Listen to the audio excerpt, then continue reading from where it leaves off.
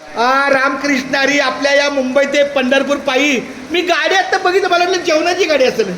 मुंबई ते पंढरपूर पायी दिंडीच्या या सेवेला आणि आमचे मित्र मनोज पाटील त्यांचा पूर्ण परिवार आज एकविराचं दर्शन आणि माऊलीचं दर्शन.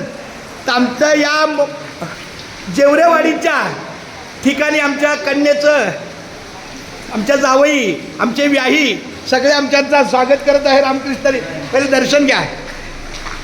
हे तीर्थक्षेत्र आहे, गजानन महाराजांचा आश्रम आहे. मनोज माऊली रामकृष्णारी. नाही नाही ते पाहायचं. पंढरीच्या लोका नाही अभिमानन, पाया पडती जन एकमेका.